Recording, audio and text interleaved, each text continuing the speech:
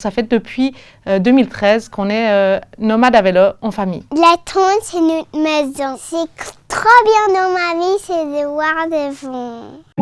Je m'appelle Naïla, j'ai 8 ans. Ma petite sœur Phoebe, elle a 4 ans. Naïla, elle a déjà roulé plus de 45 000 km, donc ça fait une fois le tour du monde. Phoebe, ça fait plus de 20 000 km qu'elle est sur les routes du monde. Mon pays préféré, c'est le Japon. Parce qu'il y a des fleurs sakura. C'est des cerisiers japonais.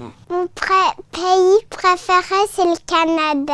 Parce qu'on peut faire du chant entre nous. Naïla et Phoebe sont toutes les deux nées en Malaisie. Quand elles avaient 5 mois chacune, eh bien, on est reparti sur les routes du monde. Généralement, on dort sous tente. Donc, on tournait avec 4 couches lavables qu'on lavait dans les rivières ou dans les lacs. Et puis, on les faisait sécher derrière la charrette. Il fallait gérer parfois des températures très chaudes, parfois des températures très froides. Donc, on a trouvé des alternatives. On a mis un ventilateur dans la charrette pour traverser des déserts. On a mis des gourdes d'eau chaude dans la charrette pour qu'elles aient chaud quand les températures étaient froides. Je m'arrêtais au bord de la route pour justement pouvoir allaiter mes 2 filles.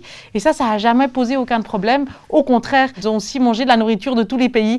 Donc du coup, elles ont vraiment une santé assez incroyable. Ce que j'ai préféré de manger, c'était en Malaisie. Quand j'allais dans les marchés, je disais toujours, est-ce que je peux avoir le riz avec la coconut?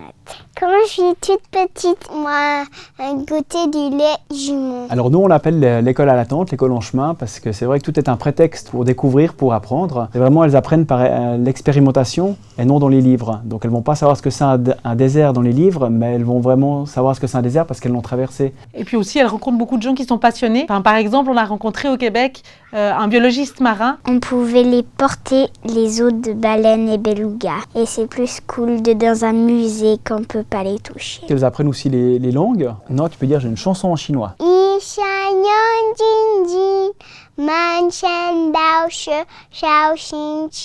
Ouais, non, t'as un petit peu tout mixé, mais c'est pas grave. Et on a écrit un livre qui s'appelle Famille nomade à vélo.